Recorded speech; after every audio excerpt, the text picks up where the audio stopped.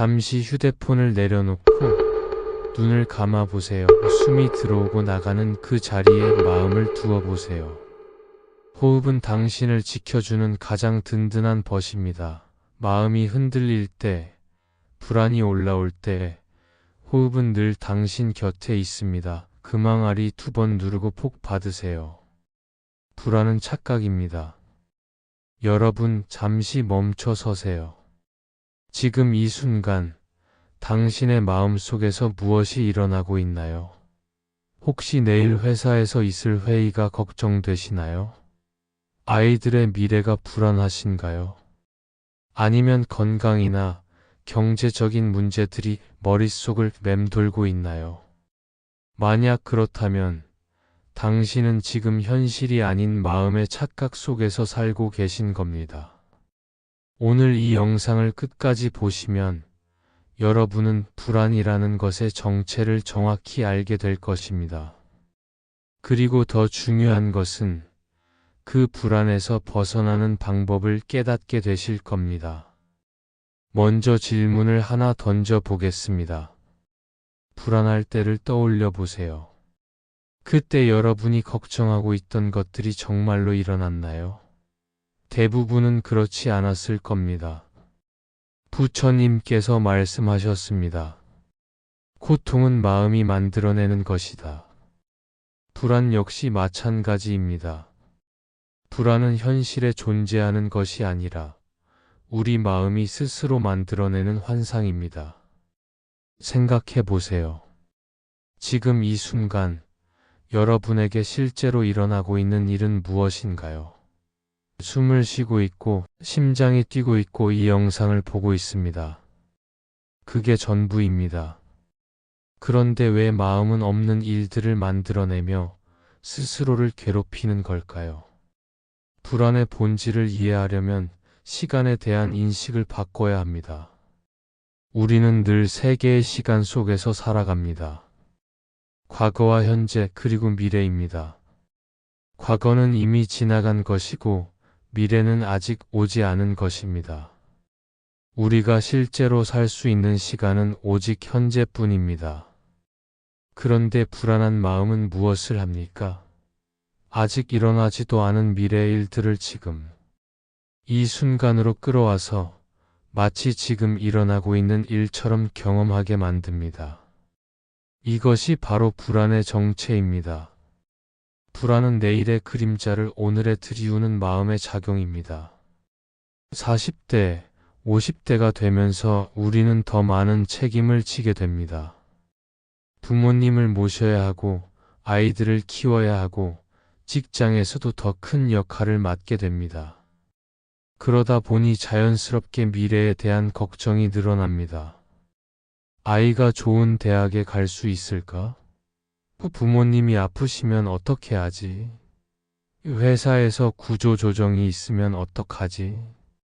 이런 생각들이 끊임없이 머릿속을 맴돕니다. 하지만 잠깐 이 모든 걱정들을 자세히 들여다보세요. 이 걱정들의 공통점이 무엇인지 아시나요? 모두 만약에로 시작한다는 것입니다. 만약 이런 일이 일어난다면, 만약 저런 상황이 온다면, 우리 마음은 참으로 창조적입니다. 아직 일어나지도 않은 일들에 대해 수십 가지 시나리오를 만들어냅니다. 그것도 대부분 부정적인 시나리오들로 말입니다. 예를 들어볼까요? 회사에서 새로운 프로젝트를 맡게 되었다고 생각해 보세요. 현실적으로 생각하면 열심히 준비하고 최선을 다하면 되는 일입니다. 하지만 불안한 마음은 다른 이야기를 만들어냅니다. 실패하면 어떡하지? 상사에게 실망을 안겨주면 어떡하지? 동료들이 나를 무시하면 어떡하지? 승진해서 밀려나면 어떡하지? 이렇게 마음은 점점 더 극단적인 상황들을 상상해냅니다. 결국 단순한 프로젝트 하나가 인생의 전환점이 되어버리고 실패의 공포에 짓눌려 밤잠을 설치게 됩니다. 지금 이 순간을 정확히 관찰해 보세요. 지금 여러분에게 해로운 일이 일어나고 있나요? 지금 당장 해결해야 할 급한 문제가 있나요? 대부분의 경우 그렇지 않을 것입니다. 불안은 항상 나중에, 만약에, 앞으로라는 시간대에서 일어납니다. 현재 순간에는 오직 지금 일어나고 있는 일들만 존재합니다. 이것을 깨닫는 것이 불안에서 벗어나는 첫 번째 단계입니다. 마음이 미래로 달려나가려 할 때 부드럽게 현재로 돌아오는 연습을 해야 합니다. 가장 간단하면서도 효과적인 방법이 바로 호흡에 집중하는 것입니다. 불안한 생각이 밀려올 때 잠시 멈추고 자신의 호흡을 관찰해 보세요. 들숨과 날숨을 느껴보세요. 공기가 코로 들어와 폐로 들어가는 감각을 관찰하세요. 그리고 다시 나가는 공기의 온도와 흐름을 느껴보세요. 불안한 생각이 떠오를 때 그 생각에 휩쓸리지 마세요. 대신 한 걸음 뒤로 물러서서 그 생각을 관찰해 보세요. 아, 지금 내 마음에 걱정스러운 생각이 떠오르고 있구나.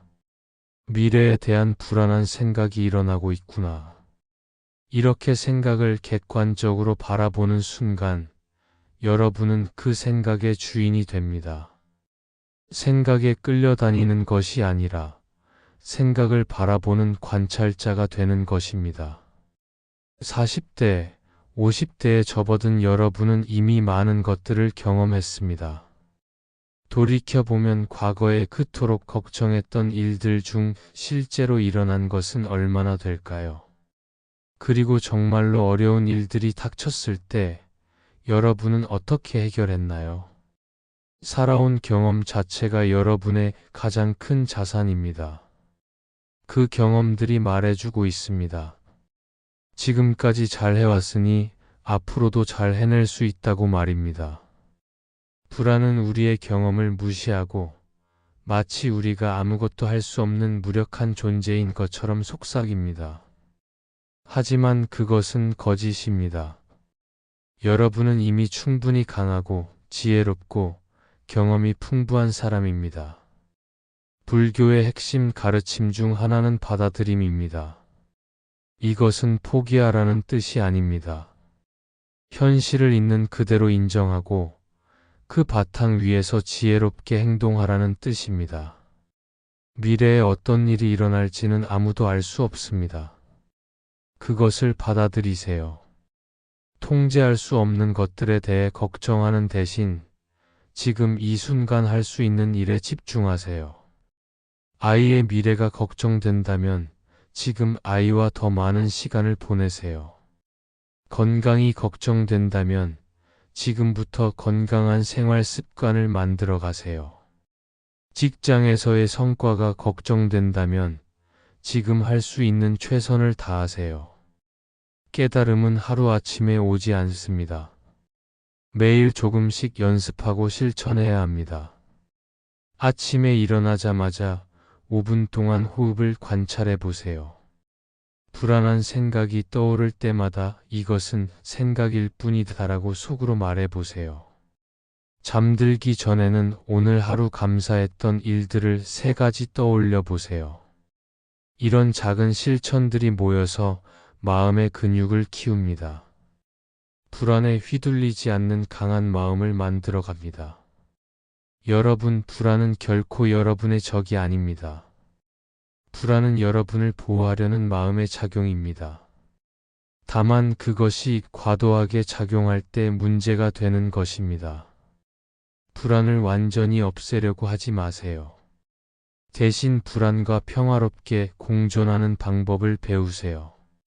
불안한 생각이 떠오를 때 그것을 적으로 여기지 말고 아, 내 마음이 나를 걱정해주고 있구나라고 받아들여 보세요.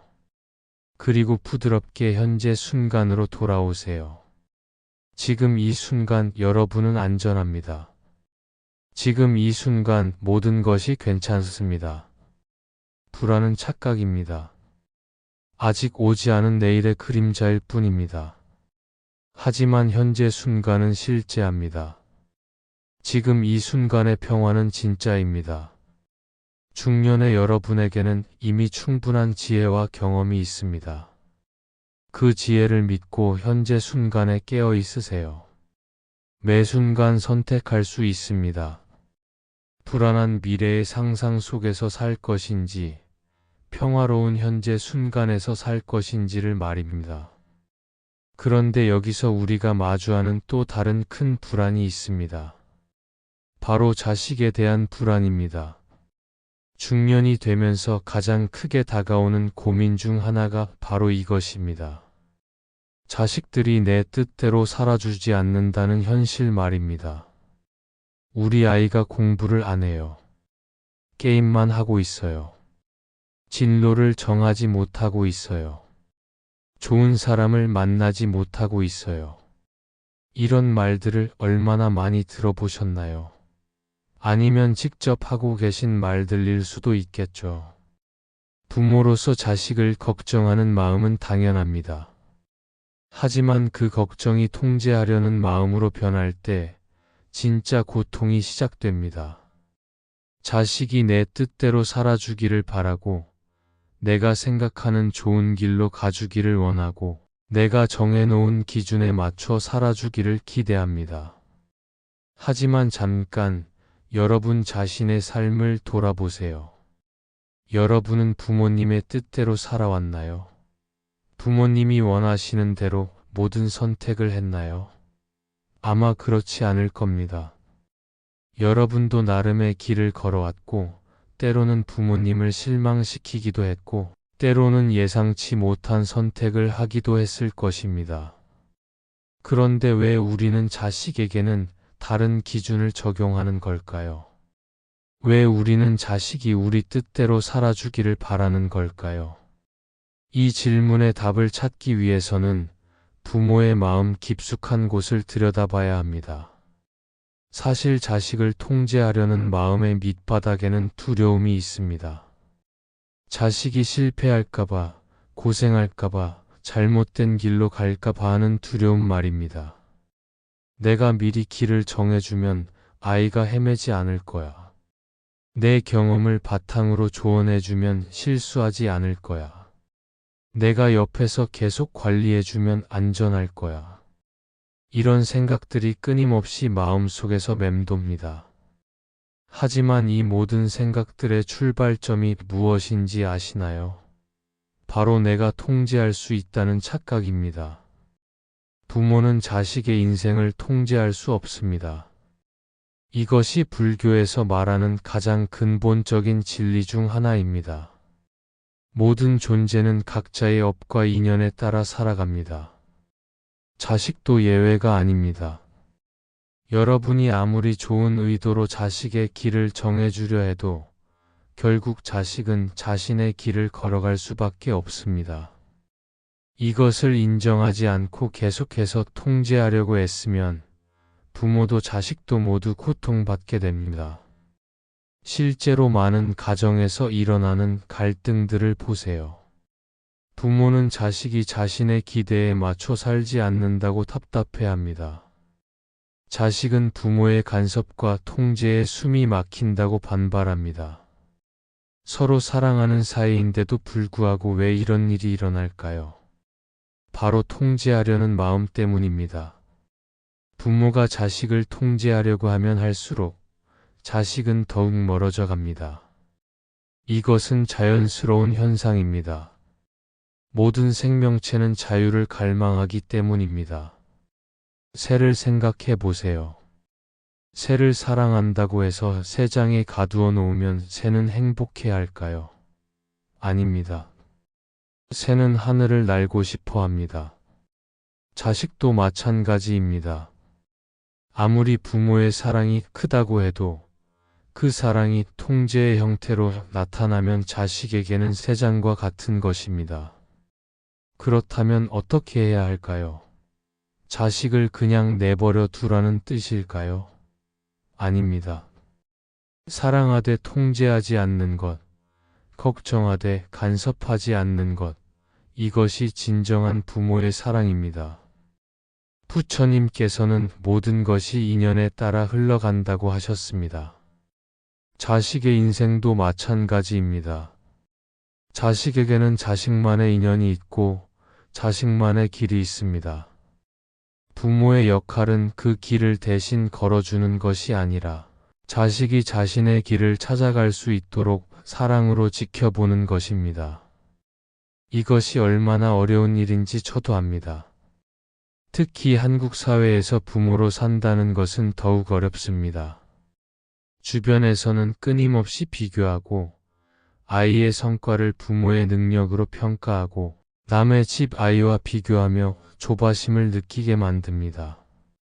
옆집 아이는 벌써 공무원 시험에 붙었는데, 친구 아들은 대기업에 취직했는데, 누구네 딸은 의사랑 결혼했는데, 이런 말들이 부모의 마음을 흔들어 놓습니다.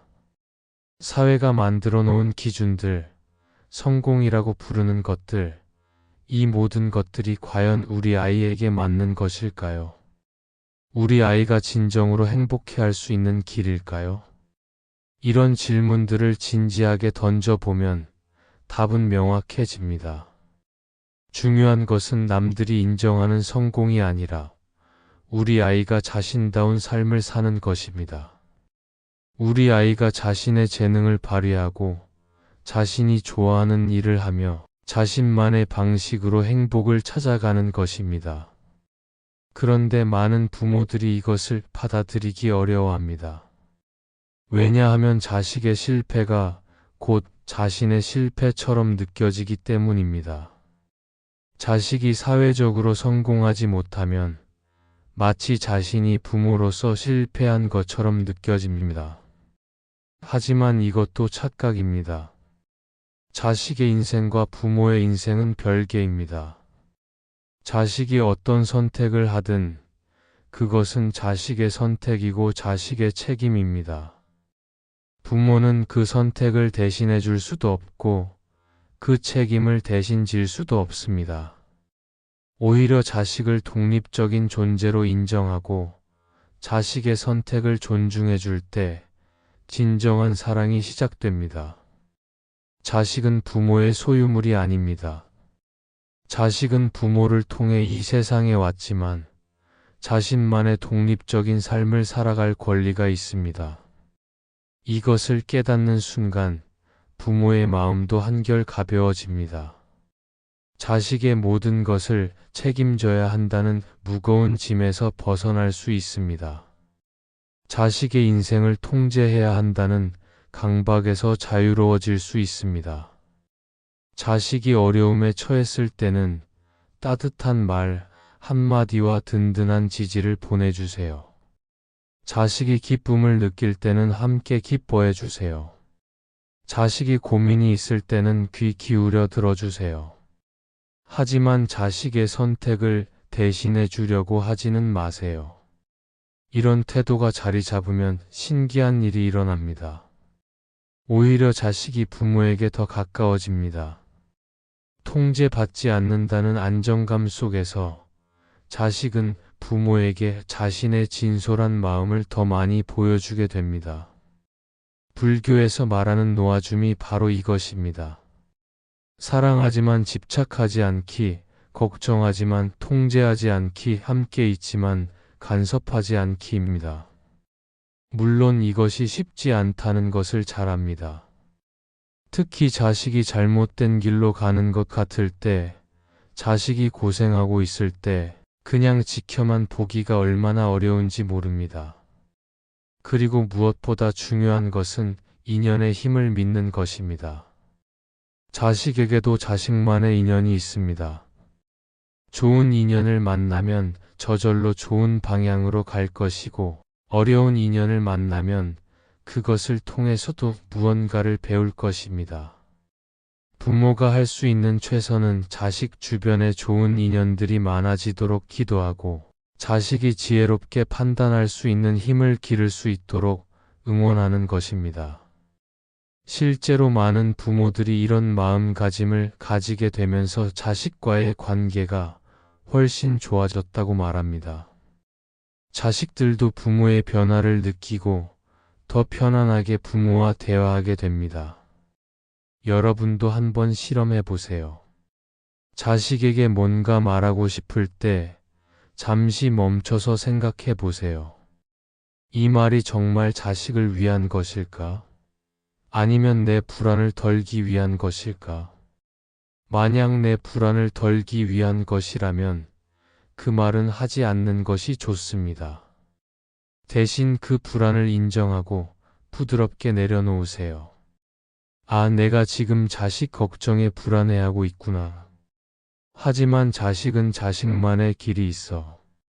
이렇게 마음을 정리하고 나면 자식에게 하고 싶은 말도 달라집니다. 통제하려는 말이 아니라 진심으로 걱정하고 사랑한다는 마음을 전하는 말이 나오게 됩니다.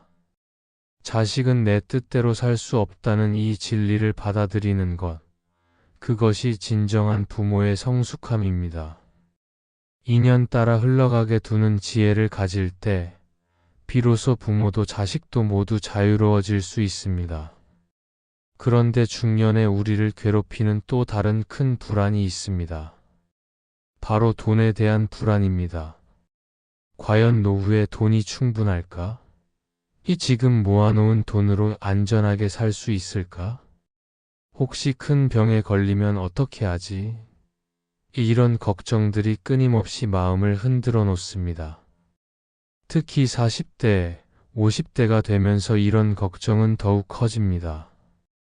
아이들 교육비는 늘어나고 부모님 병원비는 걱정되고 내 몸도 예전 같지 않다고 느끼면서 미래에 대한 경제적 불안이 밀려옵니다. 그래서 많은 사람들이 생각합니다. 돈을 더 많이 벌어야겠어. 저축을 더 많이 해야겠어. 투자도 해서 돈을 불려야겠어. 마치 돈이 많아지면 모든 불안이 사라질 것처럼 말입니다. 주변을 한번 둘러보세요. 돈이 많은 사람들이 정말 불안하지 않게 살고 있나요? 아니면 뉴스에서 보는 부유한 사람들이 모두 평온하고 행복해 보이나요? 놀랍게도 그렇지 않습니다. 오히려 돈이 많은 사람들이 더 큰 불안에 시달리는 경우가 많습니다. 왜 그럴까요? 첫 번째 이유는 돈이 많아질수록 잃을 것에 대한 두려움도 함께 커지기 때문입니다. 1억 원을 가진 사람은 그 1억 원을 잃을까 봐 걱정하고 10억 원을 가진 사람은 그 10억 원을 잃을까 봐 걱정합니다. 두 번째 이유는 돈에 대한 욕심은 끝이 없다는 것입니다. 1억 원을 모으겠다고 했던 사람이 1억 원을 모으고 나면 이제 2억 원을 모으고 싶어집니다.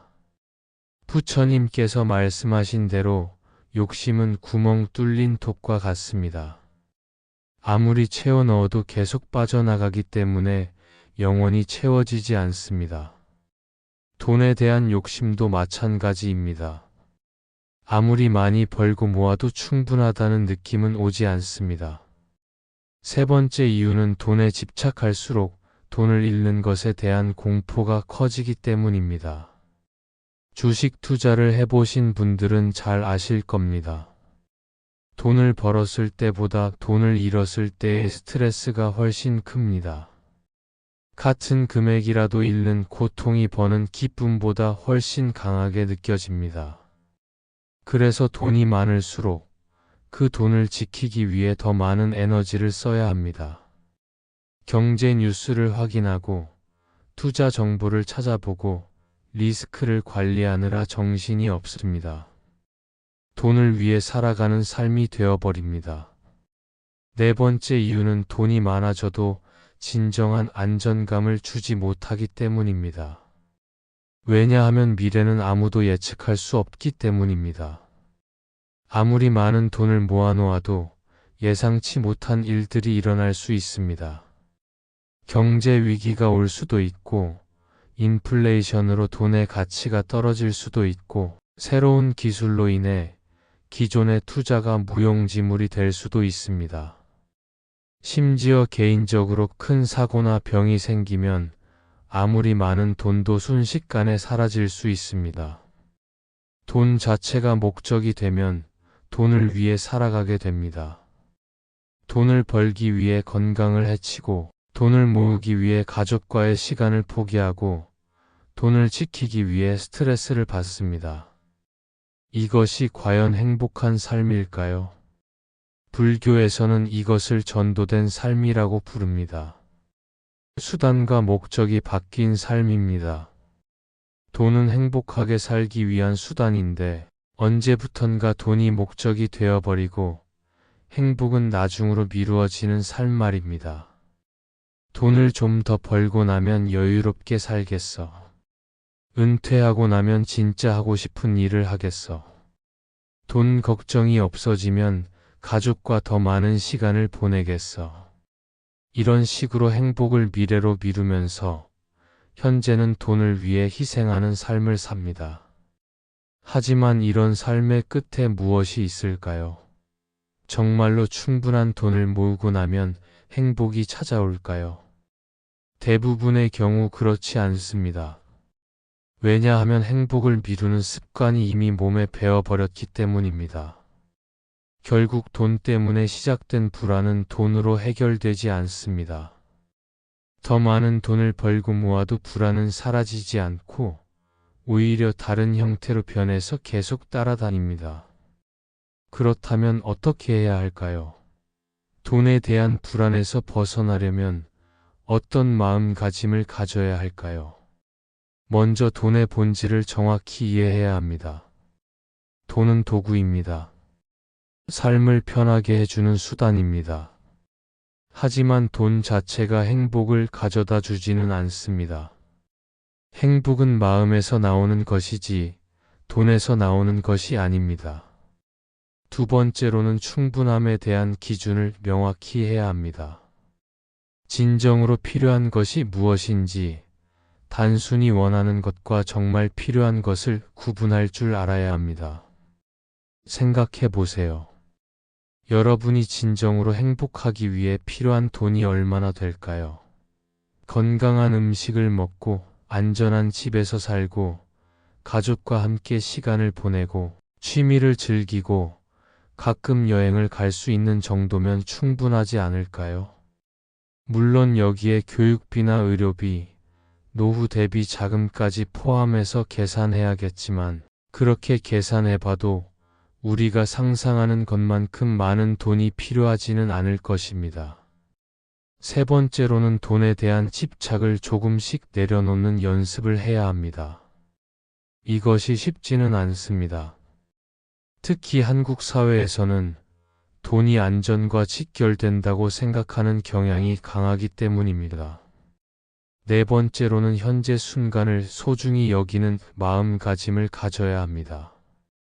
미래의 안전을 위해 현재의 행복을 포기하는 것은 현명하지 않습니다. 물론 미래를 대비하는 것도 중요하지만 그것이 현재의 삶을 희생시켜서는 안 됩니다. 지금 이 순간에도 여러분은 충분히 행복할 수 있습니다. 가족과 함께하는 시간, 친구들과 나누는 웃음, 자연을 바라보며 느끼는 평온함, 이런 것들은 돈으로 살 수 없는 소중한 것들입니다. 돈이 많은 사람들을 보면 정작 이런 소소한 행복들을 누리지 못하는 경우가 많습니다. 돈을 벌고 관리하느라 너무 바쁘고 스트레스를 많이 받기 때문입니다. 그러다 보면 돈은 많아졌지만 삶의 질은 오히려 떨어지게 됩니다. 바람이 나무를 흔들어도 뿌리가 깊은 나무는 쓰러지지 않습니다. 여러분도 마찬가지입니다. 아무리 큰 시련이 와도 여러분 안에는 그것을 견뎌낼 수 있는 깊은 뿌리가 있습니다. 제가 온 마음을 다해 여러분께 이 말씀을 드립니다. 당신은 혼자가 아닙니다. 당신은 소중한 존재입니다. 당신은 충분히 사랑받을 자격이 있는 사람입니다. 내일만 붙잡다 보면 오늘을 잃는다는 이 진리를 깊이 새겨보세요. 지금 이 순간이야말로 여러분이 진정으로 살 수 있는 유일한 시간입니다. 우리는 참 이상한 존재입니다. 손에 잡히지도 않는 내일을 붙잡으려고 애쓰면서 손 안에 있는 오늘을 놓쳐버립니다. 마치 허공에 구름을 잡으려다가 발밑에 꽃을 밟고 지나가는 것과 같습니다. 불확실한 미래를 붙잡으려는 마음, 그 마음을 깊이 들여다보면 결국 두려움에서 나온다는 것을 알 수 있습니다. 앞으로 어떻게 될까? 내일은 괜찮을까? 이 미래에 큰 문제가 생기면 어떡하지? 이런 두려움들이 우리로 하여금 아직 오지도 않은 내일에 온 신경을 쏟게 만듭니다. 여러분 공감하시죠? 아침에 눈을 뜨자마자 머릿속에 떠오르는 것들이 무엇인가요? 오늘 회사에서 그 일을 어떻게 처리하지? 아이 성적표가 나오는데 괜찮을까? 다음 달 대출금은 어떻게 마련하지? 이런 생각들이 끊임없이 머리를 맴돌지 않나요? 그렇게 미래 걱정에 빠져 있다 보면 정작 지금 이 순간 일어나고 있는 소중한 일들을 놓치게 됩니다. 아침 햇살이 창문으로 들어와 방을 환하게 밝히는 것도, 가족이 건네는 따뜻한 인사도, 아이가 보여주는 천진한 웃음도 모두 그냥 지나쳐버립니다. 부처님께서는 이것을 보고 안타까워하셨습니다. 사람들이 진정한 행복이 바로 눈앞에 있는데도 그것을 보지 못하고 먼 곳에 신기루만 쫓아다니는 모습을 보시면서 말입니다. 미래라는 것의 본질을 생각해 보세요. 미래는 아직 존재하지 않습니다. 미래는 우리 마음이 만들어내는 상상일 뿐입니다. 그런데 우리는 그 상상에 휘둘려서 현실을 살지 못합니다. 오늘 아침 여러분이 걱정했던 일들을 떠올려 보세요. 그 중에서 실제로 일어난 것이 몇 개나 될까요? 아마 거의 없을 것입니다. 대부분의 걱정은 우리 마음이 만들어낸 허상입니다. 그런데 더 안타까운 것은 그런 허상 때문에 실제로 존재하는 현재의 행복을 놓친다는 것입니다.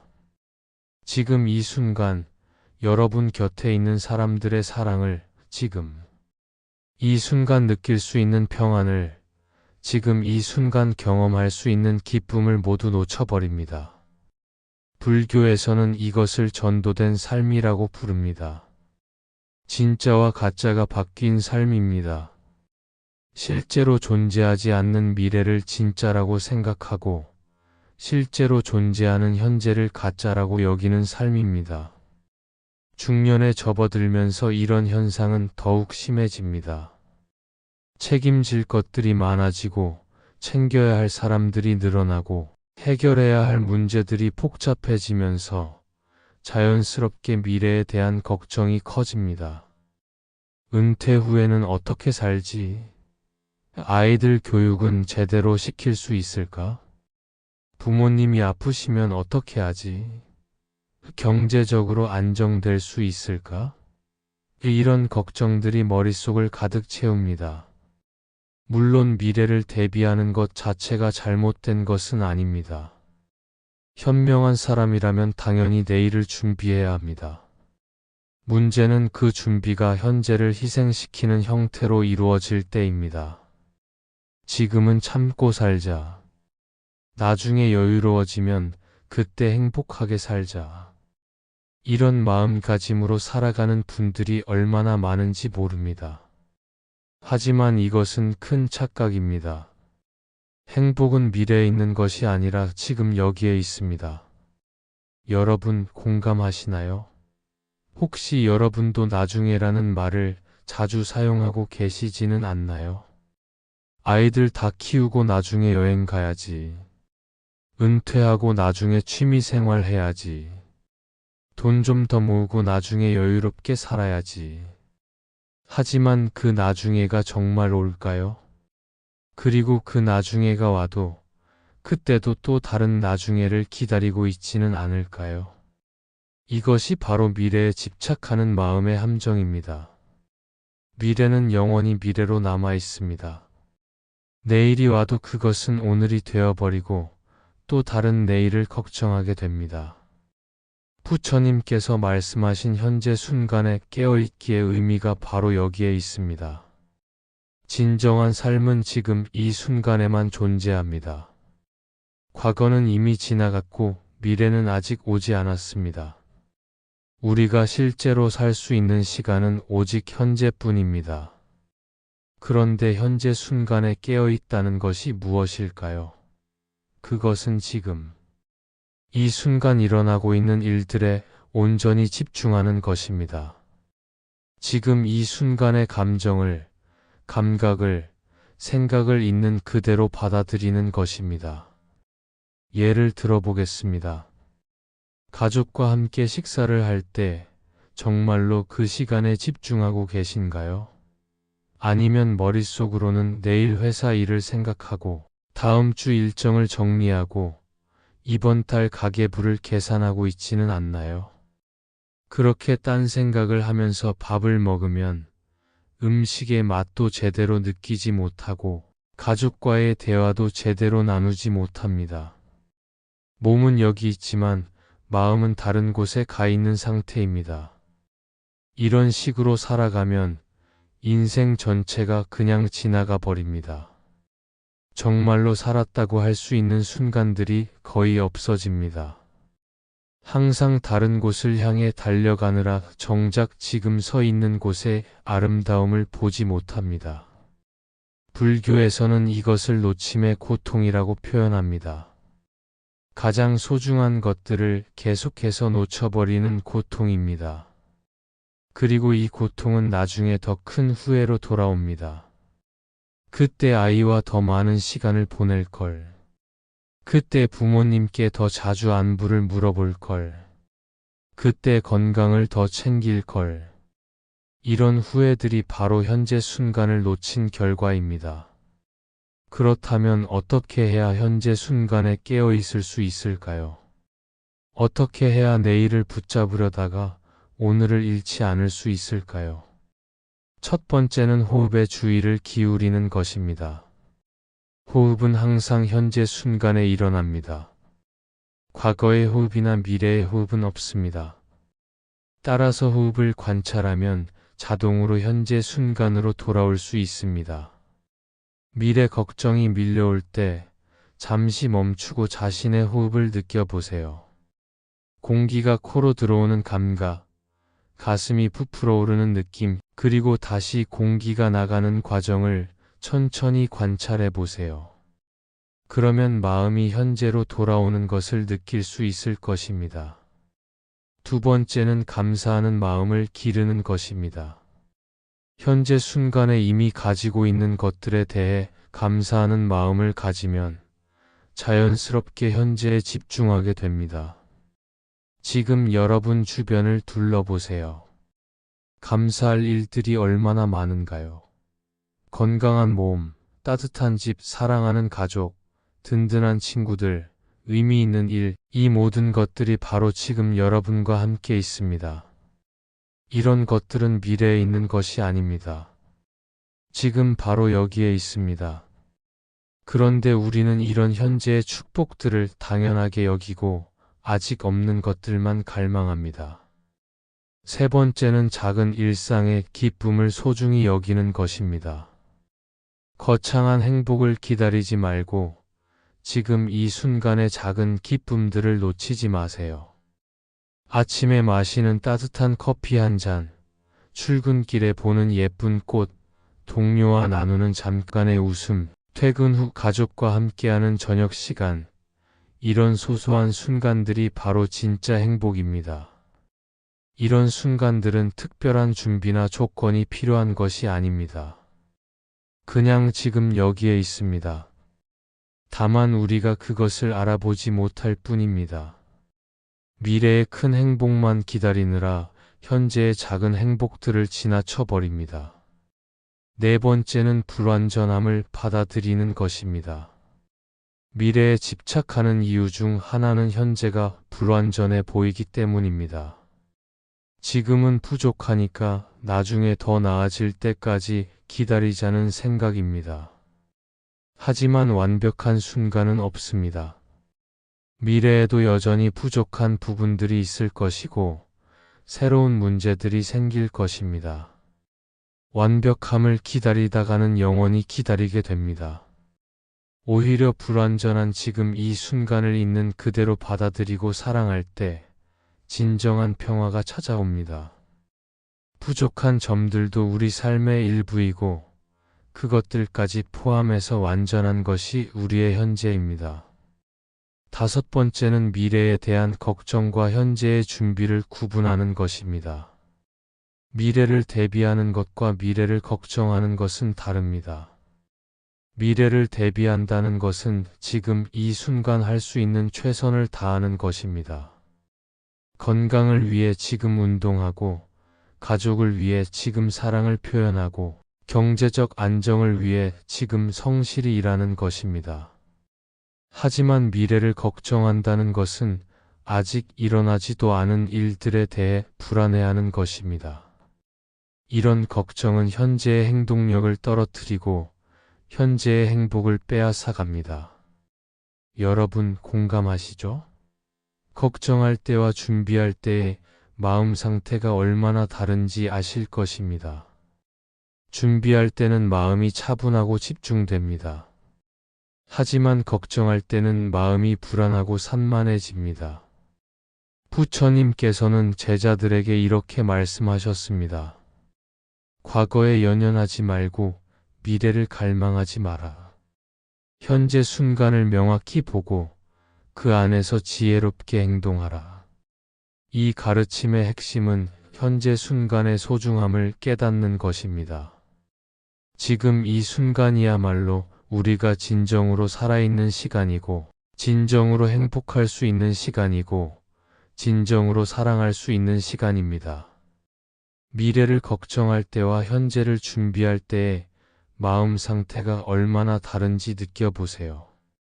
준비할 때는 마음이 차분하고 평온합니다. 하지만 걱정할 때는 마음이 불안하고 어수선해집니다. 부처님께서는 제자들에게 이렇게 말씀하셨습니다. 과거에 연연하지 말고 미래를 갈망하지 마라. 현재 순간을 명확히 보고 그 안에서 지혜롭게 행동하라. 지금 이 순간이야말로 우리가 진정으로 살아있는 시간이고, 진정으로 행복할 수 있는 시간이고, 진정으로 사랑할 수 있는 시간입니다. 내일만 붙잡으려다가 오늘의 소중함을 놓치지 마세요. 그런데 이런 이야기를 들으면서도 그래도 불안이 올라올 때는 어떻게 하지? 라는 생각이 드실 겁니다. 머리로는 현재 순간이 소중하다는 것을 알겠는데 막상 불안한 마음이 밀려오면 어떻게 해야 할지 막막하죠. 오늘 여러분께 가장 쉽고도 강력한 방법 하나를 알려드리겠습니다. 바로 호흡입니다. 불안을 이기는 가장 쉬운 방법이 바로 호흡에 있습니다. 여러분 공감하시나요? 불안할 때를 떠올려 보세요. 그때 여러분의 호흡은 어땠나요? 아마 빨라지고 얕아졌을 것입니다. 가슴이 답답하고 숨이 막히는 것 같은 느낌이 들었을 것입니다. 반대로 편안하고 평온할 때의 호흡은 어떤가요? 깊고 느리고 자연스럽습니다. 온몸이 리듬에 맞춰 편안하게 움직입니다. 이것은 우연이 아닙니다. 마음의 상태와 호흡의 상태는 서로 깊이 연결되어 있습니다. 마음이 불안하면 호흡이 거칠어지고, 호흡이 거칠어지면 마음이 더욱 불안해집니다. 반대로 호흡이 편안해지면 마음도 함께 편안해집니다. 부처님께서도 이것을 아시고 제자들에게 호흡 명상을 가장 기본적이면서도 중요한 수행법으로 가르치셨습니다. 아나파나사티라고 불리는 이 수행법은 단순히 들숨과 날숨을 관찰하는 것이지만 그 효과는 놀랍도록 강력합니다. 왜 호흡이 이렇게 특별한 걸까요? 여러 가지 이유가 있습니다. 첫째, 호흡은 항상 현재 순간에 일어납니다. 과거의 호흡이나 미래의 호흡은 존재하지 않습니다. 오직 지금 이 순간의 호흡만 있을 뿐입니다. 따라서 호흡에 집중하는 것은 자동으로 현재 순간으로 돌아오는 것을 의미합니다. 불안한 마음은 대부분 미래의 일들을 걱정하거나 과거의 일들을 후회할 때 생깁니다. 하지만 호흡에 집중하면 그런 생각들로부터 벗어나 현재 순간의 평안으로 돌아올 수 있습니다. 둘째, 호흡은 우리가 의식적으로 조절할 수 있는 유일한 자율신경계 기능입니다.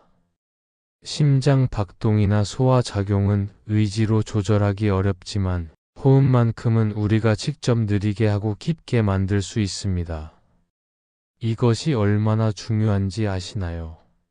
불안할 때 마음을 진정시키자고 다짐해봐도 쉽지 않습니다. 하지만 호흡을 깊고 느리게 해보자고 하면 바로 실행할 수 있습니다. 그리고 호흡이 편안해지면 마음도 자연스럽게 따라옵니다. 셋째, 호흡은 언제 어디서나 할 수 있습니다. 특별한 도구나 장소가 필요하지 않습니다. 회사에서도, 지하철에서도, 집에서도, 어디서든 호흡은 여러분과 함께 있습니다. 불안이 올라올 때마다 언제든지 호흡으로 돌아올 수 있습니다. 그렇다면 구체적으로 어떻게 해야 할까요? 불안이 밀려올 때 호흡으로 마음을 다스리는 방법을 단계별로 알려드리겠습니다. 1단계 먼저 불안을 알아차리기. 불안한 감정이 올라올 때 그것을 무시하거나 억누르려 하지 마세요. 대신 지금 내가 불안해하고 있구나라고 알아차리세요. 이 알아차림 자체가 이미 큰 힘입니다. 감정에 휩쓸리지 않고 그것을 객관적으로 바라볼 수 있게 됩니다. 2단계 몸의 감각 확인하기. 불안할 때 몸에는 어떤 변화가 일어나나요? 어깨가 경직되나요? 가슴이 답답한가요? 손에 땀이 나나요? 이런 몸의 신호들을 부드럽게 관찰해 보세요. 판단하지 말고 그냥 이런 느낌이 있구나 하고 받아들이세요. 3단계 호흡에 주의 기울이기. 이제 호흡으로 관심을 돌려보세요. 지금 여러분의 호흡은 어떤가요? 빠른가요? 얕은가요? 불규칙한가요? 이것도 판단하지 말고 그냥 관찰해 보세요. 4단계 의식적으로 호흡 조절하기. 이제 천천히 호흡을 조절해 보세요. 코로 깊게 들이마시고 입으로 천천히 내쉬세요. 들이마실 때는 배가 부풀어 오르도록 하고 내쉴 때는 배가 들어가도록 해보세요. 처음에는 4초 동안 들이마시고 4초 동안 멈추고 6초 동안 내쉬는 것부터 시작해 보세요. 익숙해지면 점점 길게 늘려가도 좋습니다. 5단계 호흡에 완전히 집중하기. 다른 생각들이 떠오르더라도 그것에 휘둘리지 말고 계속 호흡에 집중하세요. 생각이 떠오르는 것은 자연스러운 일입니다. 그럴 때마다 부드럽게 호흡으로 돌아오면 됩니다. 공기가 코로 들어오는 시원한 감각, 가슴과 배가 부풀어 오르는 느낌, 잠시 멈춘 후의 고요함, 그리고 따뜻한 공기가 나가면서 몸 전체가 이완되는 느낌을 세밀하게 관찰해 보세요. 여러분, 이 과정이 얼마나 단순한지 보이시나요? 하지만 이 단순함 속에 놀라운 힘이 숨어 있습니다. 숨을 고르는 순간, 불안은 정말로 힘을 잃기 시작합니다. 왜 그럴까요? 불안이라는 감정은 미래에 대한 상상에서 나옵니다. 만약에 이런 일이 일어나면 어떡하지? 저런 상황이 오면 어떻게 하지? 이런 상상들이 불안을 키웁니다. 하지만 호흡은 철저히 현재의 경험입니다. 지금 이 순간 코로 들어오는 공기, 지금 이 순간 움직이는 가슴과 배, 지금 이 순간의 리듬입니다. 호흡에 집중할 때 마음은 상상의 세계에서 현실의 세계로 돌아옵니다. 그리고 현실에서는 불안이 설 자리가 없습니다. 현재 이 순간에는 오직 지금 일어나고 있는 일들만 존재하기 때문입니다. 대부분의 경우 지금 이 순간은 안전하고 평온합니다. 많은 분들이 이런 질문을 하십니다.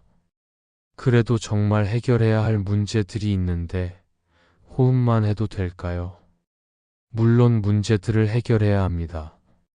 하지만 불안한 상태에서는 문제를 제대로 해결할 수 없습니다.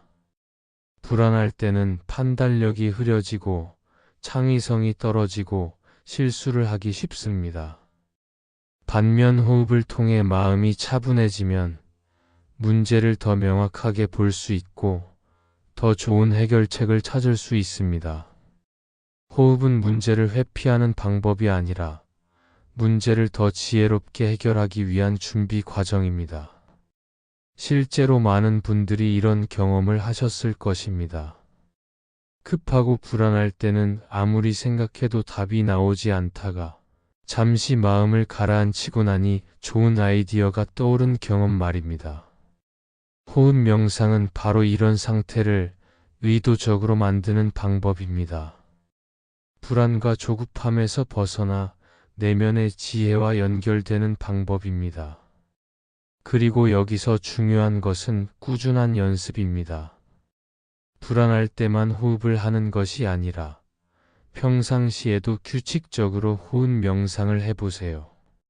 그러면 불안이 올라올 때 더 쉽게 호흡으로 돌아올 수 있습니다. 매일 아침 5분, 저녁 5분만이라도 조용한 곳에서 호흡에 집중하는 시간을 가져보세요. 처음에는 집중이 잘 안 될 수 있습니다. 다른 생각들이 계속 떠오를 수도 있습니다. 하지만 그것도 자연스러운 과정입니다. 중요한 것은 완벽하게 하려고 애쓰지 않는 것입니다. 생각이 떠오르면 생각이 일어났구나 하고 알아차리고 다시 부드럽게 호흡으로 돌아오면 됩니다. 이 과정 자체가 수행입니다. 점점 익숙해지면 일상생활 중에도 호흡을 활용할 수 있게 됩니다. 회의 전에 긴장될 때, 교통체증에 막혀 짜증이 날 때, 아이와 갈등이 생겼을 때, 이런 순간들마다 잠시 호흡에 집중해 보세요. 단 3번만 깊게 호흡해봐도 마음이 달라지는 것을 느낄 수 있을 것입니다. 그리고 그 달라진 마음으로 상황을 바라보면 전혀 다른 관점이 생겨날 것입니다. 호흡의 또 다른 놀라운 점은 다른 사람들에게도 영향을 준다는 것입니다. 여러분이 호흡을 통해 마음을 차분히 가지면 그 평온함이 주변 사람들에게도 전달됩니다. 가족이 불안해할 때, 친구가 화를 낼 때, 동료가 스트레스를 받을 때, 여러분이 먼저 호흡을 통해 중심을 잡으면 그 안정감이 상황 전체를 바꿀 수 있습니다. 이것이 바로 부처님께서 말씀하신 자리이타의 실천입니다. 자신을 이롭게 하는 것이 동시에 남을 이롭게 하는 것입니다. 자신의 마음을 평온하게 하는 것이 주변 사람들의 마음도 평온하게 만듭니다. 그리고 무엇보다 중요한 것은 이 모든 것이 지금 당장 시작할 수 있다는 점입니다. 특별한 준비물도 복잡한 이론도 필요 없습니다. 그냥 지금 이 순간 코로 깊게 들이마시고 입으로 천천히 내쉬기만 하면 됩니다. 한번 해보세요. 지금 당장 말입니다. 눈을 감고 코로 4초 동안 천천히 들이마시세요. 그리고 6초 동안 입으로 천천히 내쉬세요. 이것을 3번만 반복해 보세요. 어떤 느낌이 드시나요? 조금 전과 지금의 마음 상태가 다르지 않나요? 이것이 바로 호흡의 힘입니다. 이렇게 간단한 것이 이렇게 강력한 효과를 낼 수 있다니 정말 신기하지 않나요? 부처님께서는 이것을 2500년 전에 이미 발견하셨습니다. 그리고 그 가르침이 지금까지 전해져 내려오는 이유는 그것이 정말로 효과가 있기 때문입니다. 시대가 바뀌고 환경이 달라져도 인간의 마음과 몸의 기본 구조는 같기 때문입니다. 현재 이 순간 여러분이 호흡에 집중하는 것만으로도 불안은 서서히 힘을 잃어갑니다. 숨을 고르는 순간 불안은 정말로 힘을 잃습니다. 이것이 부처님께서 우리에게 주신 가장 소중한 선물 중 하나입니다. 호흡은 언제나 여러분과 함께 있습니다. 불안이 밀려올 때마다, 걱정이 커질 때마다, 마음이 흔들릴 때마다 호흡으로 돌아오세요. 그 안에서 평화를 찾으세요. 그리고 그 평화를 바탕으로 지혜롭게 살아가세요. 하지만 호흡을 통해 마음을 다스리는 법을 배웠다 해도 또 다른 깊은 고민이 남아있을 것입니다. 바로 놓을 줄 모르는 마음, 집착하는 마음 때문입니다. 여러분 손을 한번 쥐어보세요. 꽉 쥐어보세요. 그 상태에서 제가 여러분 손에 아름다운 꽃 한 송이를 올려드리려고 한다면 어떻게 될까요? 받을 수 없겠죠. 이미 손에 무언가를 꽉 쥐고 있기 때문입니다. 우리 마음도 마찬가지입니다. 손에 가득 쥔 돌멩이처럼 우리는 수많은 집착들로 마음을 가득 채우고 살아갑니다. 그리고는 왜 행복이 오지 않는지, 왜 평화가 찾아오지 않는지 궁금해합니다. 집착을 놓아야 행복이 들어올 수 있습니다. 손을 펴야 꽃을 받을 수 있듯이 마음을 열어야 진정한 기쁨이 찾아올 수 있습니다. 그런데 집착이란 무엇일까요? 많은 사람들이 집착을 단순히 너무 애착을 갖는 것이라고 생각합니다. 하지만 불교에서 말하는 집착은 훨씬 깊고 미묘한 개념입니다. 집착은 이것이 내 것이다. 이것이 나다. 이것이 영원해야 한다라고 착각하는 마음입니다. 변화하는 것을 변화하지 않는다고 믿고 내 것이 아닌 것을 내 것이라고 우기고 통제할 수 없는 것을 통제하려고 애쓰는 마음입니다. 중년에 접어든 여러분들을 보면 참 많은 것들을 손에 쥐고 계십니다. 직장에서의 지위, 경제적 안정, 자녀의 성공, 건강한 몸, 사회적 인정, 완벽한 가정. 이 모든 것들을 꽉 쥐고 놓지 않으려 애쓰고 계시죠. 공감하시나요? 이것만큼은 잃으면 안 돼. 이것은 반드시 지켜야 해. 이것이 없으면 나는 안 돼라고 생각하는 것들이 얼마나 많은지요. 그런데 그런 것들을 꽉 쥐고 있을 때 과연 행복한가요? 오히려 더 불안해지지 않나요? 잃을까 봐 두렵고 변할까 봐 걱정되고 남들이 뺏어갈까 봐 초조해집니다. 손에 쥔 것을 지키기 위해 온 신경을 곤두세우고 살아갑니다. 이것이 바로 집착이 주는 고통입니다. 집착은 우리를 자유롭게 해주는 것이 아니라 오히려 올가매는 올가미가 됩니다. 우리가 사랑하는 것들이 우리를 구속하는 감옥이 되어버립니다. 예를 들어보겠습니다. 자녀에 대한 사랑은 아름다운 것입니다. 하지만 그 사랑이 집착이 되면 어떻게 될까요? 내 아이는 반드시 성공해야 해. 내 아이는 내가 원하는 대로 살아야 해. 내 아이는 절대 실패하면 안 되라고 생각하게 됩니다. 그러면 아이가 조금만 실수해도 부모는 불안해하고 아이가 자신의 길을 가려고 하면 화를 내고 아이의 행복보다 부모의 기대가 더 중요해집니다. 이것이 사랑일까요? 아니면 집착일까요? 진정한 사랑과 집착의 차이를 아시나요? 진정한 사랑은 상대방의 행복을 바라는 것입니다. 집착은 내가 원하는 대로 상대방이 되기를 바라는 것입니다. 진정한 사랑은 자유를 주는 것입니다. 집착은 구속하려고 하는 것입니다. 진정한 사랑은 놓아줄 줄 아는 것입니다. 집착은 붙잡으려고만 하는 것입니다. 이것은 자녀에게만 해당하는 것이 아닙니다. 모든 관계에서 모든 것에 대해서 마찬가지입니다. 직장에서의 성공에 집착하면 일 자체보다는 결과에만 매달리게 됩니다. 동료들과의 경쟁에서 이기는 것만 생각하고 승진과 인정에만 신경을 씁니다. 그러다 보면 일의 즐거움은 사라지고 스트레스만 쌓여갑니다. 돈에 집착하면 돈을 위해 건강을 해치고 가족을 소홀히 하게 됩니다. 더 많이 벌어야 한다는 강박에 시달리고 돈을 잃을까 봐 항상 불안해합니다. 돈은 늘어나지만 행복은 멀어져 갑니다. 건강에 집착하면 건강 자체보다는 병에 대한 두려움에 사로잡히게 됩니다. 조금만 몸이 아파도 큰 병이 아닐까 걱정하고 건강검진 결과에 일희일비합니다. 건강을 지키려는 노력이 오히려 스트레스가 되어버립니다. 이처럼 집착은 우리가 소중하게 여기는 것들을 오히려 독으로 만들어버립니다.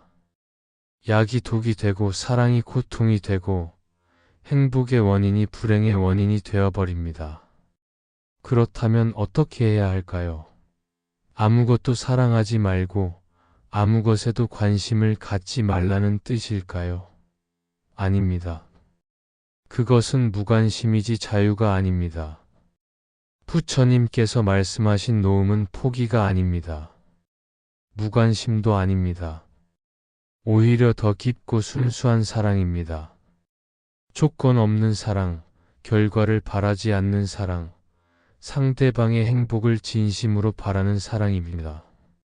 손에 쥔 돌멩이를 놓는다는 것은 그 돌을 미워해서가 아닙니다. 더 아름다운 꽃을 받기 위해서입니다. 집착을 놓는다는 것도 마찬가지입니다. 사랑하는 것들을 포기하는 것이 아니라 더 순수하고 자유로운 방식으로 사랑하기 위해서입니다. 예를 들어 자녀에 대한 집착을 놓는다는 것은 자녀를 사랑하지 않겠다는 뜻이 아닙니다. 자녀의 인생은 자녀 것이라는 것을 인정하고 자녀가 자신만의 길을 걸어갈 수 있도록 응원하겠다는 뜻입니다. 결과에 대한 집착 없이 자녀를 사랑할 때 비로소 진정한 사랑이 가능해집니다. 자녀도 그런 사랑을 받을 때 더 행복해하고 부모와 더 가까워집니다. 직장에서의 성공에 대한 집착을 놓는다는 것도 마찬가지입니다. 일을 포기하겠다는 것이 아니라 결과에 연연하지 않고 과정 자체를 즐기겠다는 뜻입니다. 승진이나 인정에 매달리지 않고 그저 지금 하고 있는 일에 최선을 다할 때 오히려 더 좋은 결과가 따라옵니다. 그리고 결과가 어떻게 되든 마음은 평온할 수 있습니다. 이것이 바로 집착을 놓는 것의 역설입니다. 놓을 때 오히려 더 많은 것이 찾아오고 포기할 때 오히려 더 큰 성취가 가능해집니다. 하지만 이것을 머리로는 이해해도 실제로 놓기는 쉽지 않습니다. 특히 오랫동안 품어왔던 집착일수록 더욱 그렇습니다. 그렇다면 어떻게 실천할 수 있을까요? 먼저 자신이 무엇에 집착하고 있는지 정확히 알아야 합니다. 하루 종일 마음속에서 맴도는 생각들을 관찰해 보세요. 어떤 것들 때문에 불안해하고, 어떤 것들 때문에 화가 나고, 어떤 것들 때문에 기뻐하는지 살펴보세요. 그 중에서 이것은 반드시 이래야 해, 이것만큼은 절대 잃으면 안 되라고 생각하는 것들이 바로 여러분의 집착입니다. 두 번째로는 그 집착들이 과연 여러분을 행복하게 해주는지 솔직히 돌아보세요. 그것들을 지키기 위해 얼마나 많은 에너지를 쓰고 있는지, 그것들 때문에 얼마나 많은 스트레스를 받고 있는지 냉정하게 평가해 보세요. 대부분의 경우 집착이 행복보다는 고통을 더 많이 가져다 준다는 것을 발견하게 될 것입니다. 세 번째로는 조금씩 실험해 보는 것입니다. 작은 것부터 시작해서 놓아보는 연습을 해보세요. 완벽하게 하려는 집착, 남들의 인정을 받으려는 집착, 계획대로 되어야 한다는 집착. 이런 작은 집착들부터 조금씩 내려놓아 보세요. 처음에는 불안할 수 있습니다. 이렇게 해도 괜찮을까? 라는 두려움이 들 수도 있습니다. 하지만 실제로 놓아보면 놀라운 일이 일어납니다. 세상이 무너지지도 않고 오히려 더 자유롭고 편안해집니다. 네 번째로는 무상함을 깊이 명상하는 것입니다. 모든 것은 변합니다. 여러분이 지금 꽉 쥐고 있는 것들도 언젠가는 변하거나 사라질 것입니다. 이것은 슬픈 일이 아니라 자연스러운 일입니다. 꽃이 피었다가 지는 것을 슬퍼하지 않듯이 우리 삶의 모든 것들이 나타났다가 사라지는 것도 자연스러운 현상입니다. 이것을 받아들일 때 집착에서 벗어날 수 있습니다. 다섯 번째로는 감사하는 마음을 기르는 것입니다. 지금 가지고 있는 것들에 대해 감사할 때 더 많은 것을 가져야 한다는 집착에서 벗어날 수 있습니다. 이미 충분히 많은 것을 가지고 있다는 것을 깨달을 때 더 이상 무언가를 붙잡으려고 애쓸 필요가 없어집니다. 여러분 지금 당장 손을 펴보세요. 그리고 깊게 숨을 들이마셨다가 천천히 내쉬면서 마음속의 집착들을 하나씩 놓아보세요. 완벽해야 한다는 생각을 놓습니다. 남들의 인정을 받아야 한다는 생각을 놓습니다. 내 뜻대로 되어야 한다는 생각을 놓습니다. 놓을 때마다 마음이 얼마나 가벼워지는지 느껴보세요. 손을 쥐고 있을 때는 몰랐던 자유로움을 만끽해 보세요. 그리고 이제 그 빈손으로 무엇을 받고 싶은지 생각해 보세요. 평화를 받고 싶나요? 기쁨을 받고 싶나요? 사랑을 받고 싶나요? 지혜를 받고 싶나요? 집착을 놓은 빈손에는 무엇이든 담을 수 있습니다. 그리고 그것들은 여러분이 억지로 붙잡지 않아도 저절로 찾아올 것입니다. 물은 바위를 만나면 돌아가고 낮은 곳을 향해 자연스럽게 흘러간다. 물이 바위와 싸우지 않듯이 우리의 삶 또한 억지로 무언가를 바꾸려 하기보다는 자연스러운 흐름을 따라가는 것이 참다운 지혜일 것이다. 세상의 모든 것은 끊임없이 변화하고 흘러가는데 우리만이 그 흐름에 맞서려 한다면 그것은 마치 강물을 거슬러 오르려는 것과 같은 헛된 노력이 아닐까. 많은 이들이 자신의 의지로 인생을 완전히 통제할 수 있다고 믿으며 살아간다. 계획을 세우고 목표를 정하고 그것을 향해 달려가는 것이 옳다고 여긴다. 물론 노력과 의지는 소중한 것이지만 모든 것을 자신의 뜻대로 바꾸려는 집착에 사로잡히면 오히려 고통만 키우게 된다.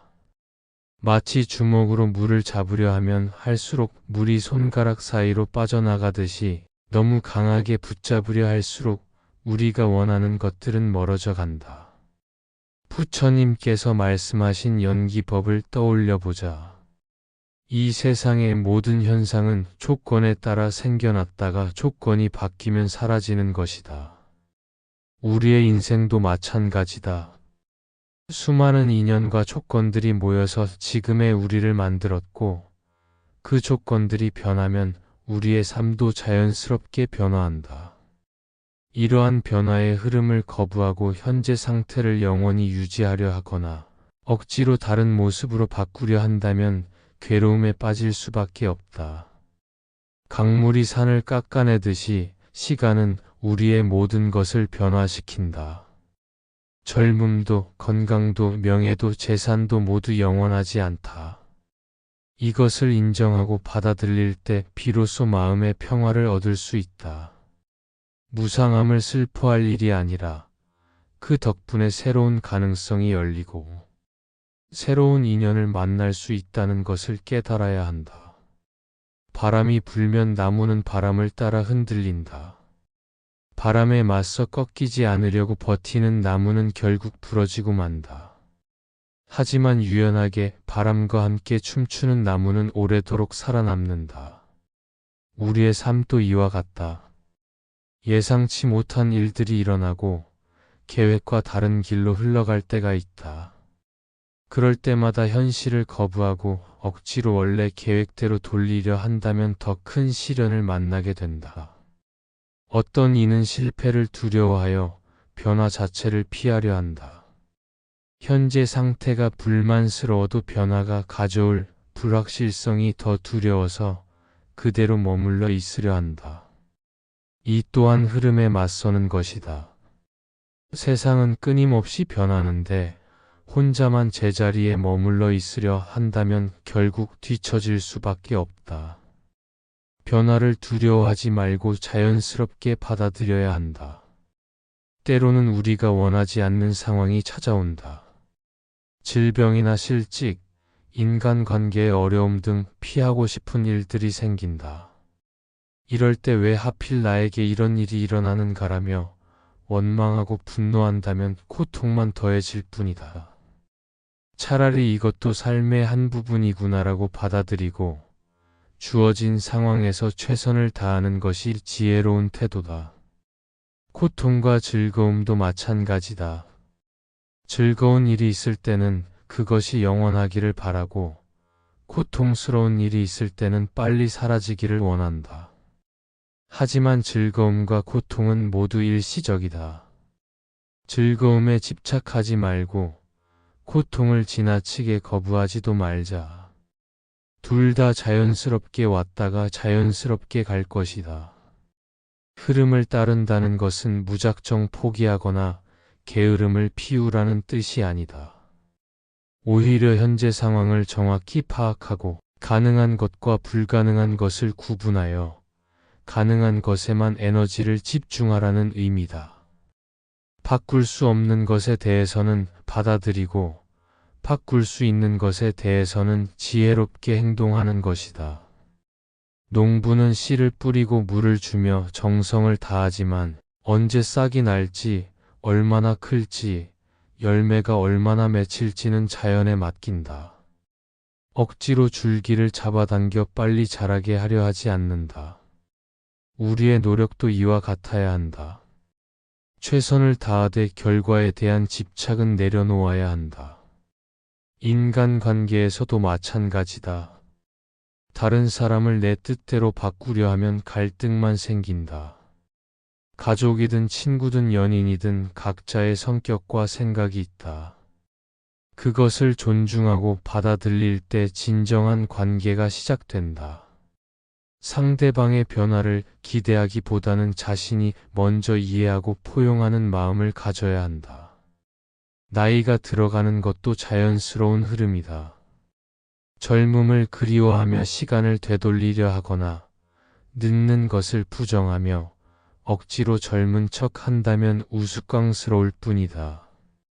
각 나이에는 그 나이만의 아름다움과 지혜가 있다. 어린 시절에는 순수함이, 젊은 시절에는 열정이, 중년에는 안정감이, 노년에는 깊이 있는 통찰이 있다. 현재 자신의 나이를 받아들이고 그 안에서 의미를 찾아야 한다. 경제적 상황도 마찬가지다. 부자가 되고 싶다고 해서 무리한 투자를 하거나 불법적인 방법을 쓴다면 결국 더 큰 손실을 보게 된다. 현재의 경제적 상황을 인정하고 그 안에서 할 수 있는 최선을 다하며 점진적으로 개선해 나가는 것이 현명하다.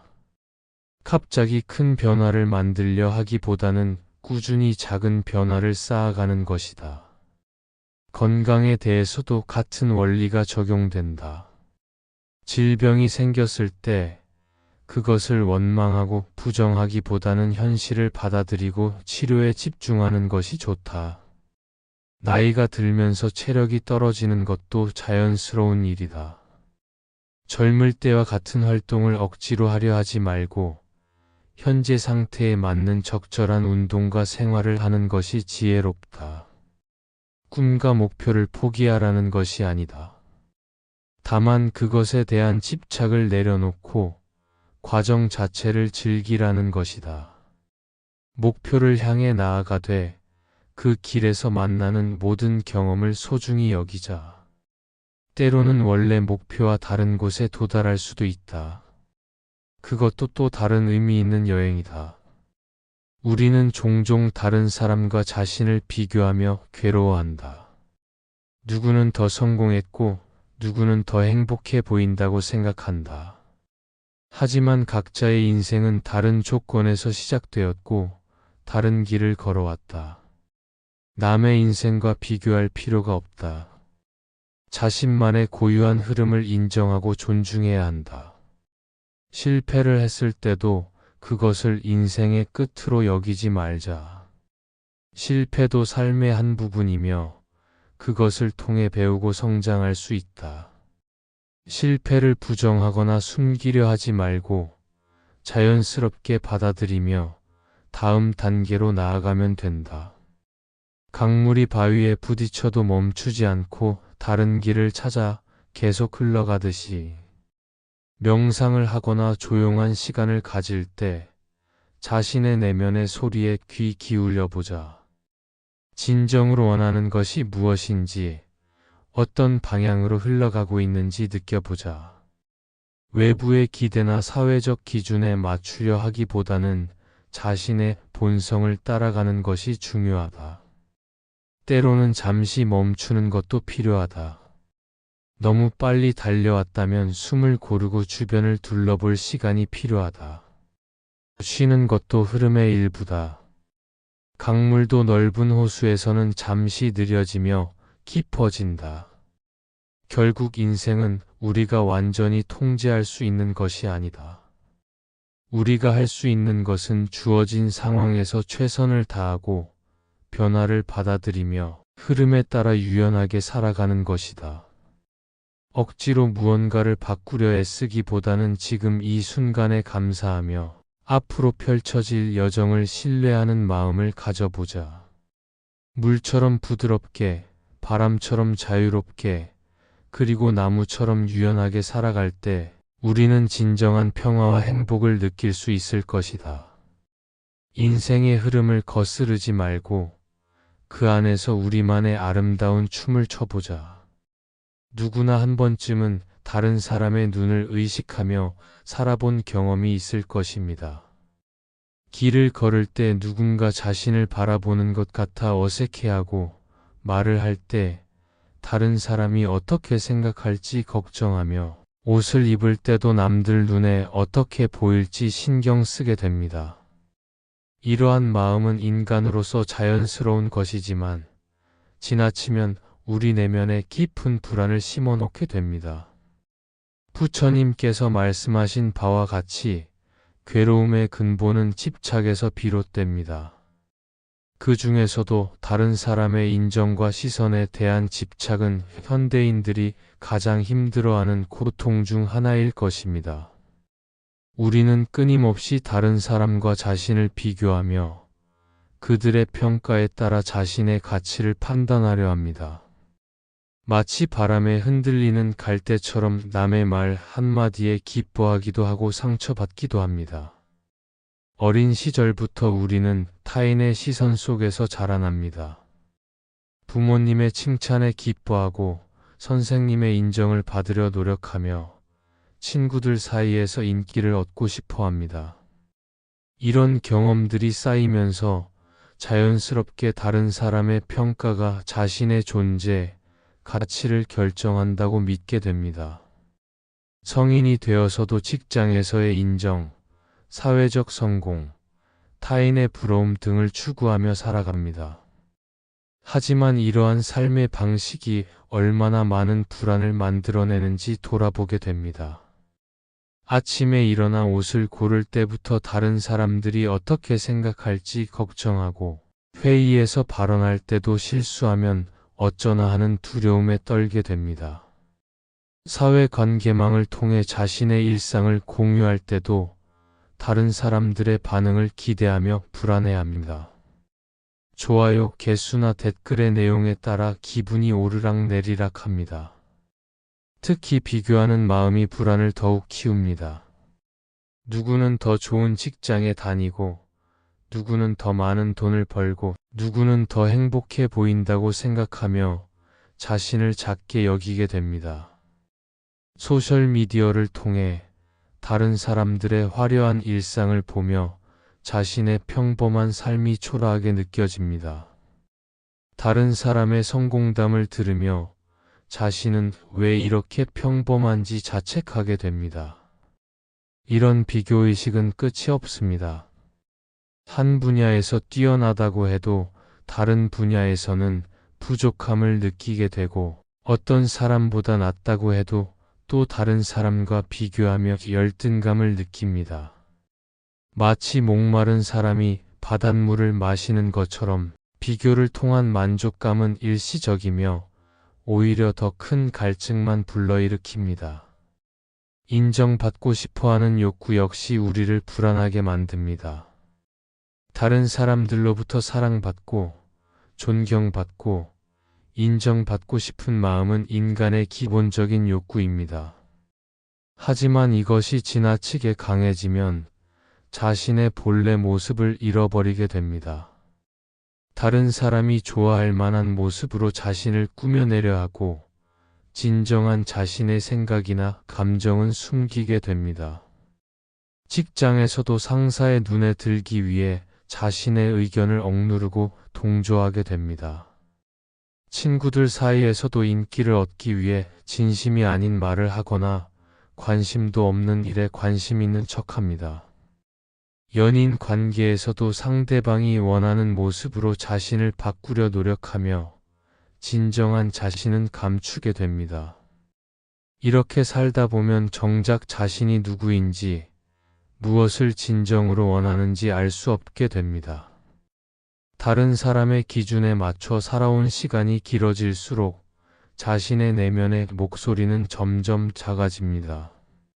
마치 다른 사람의 옷을 입고 살아가는 것처럼 어색하고 불편한 느낌이 계속됩니다.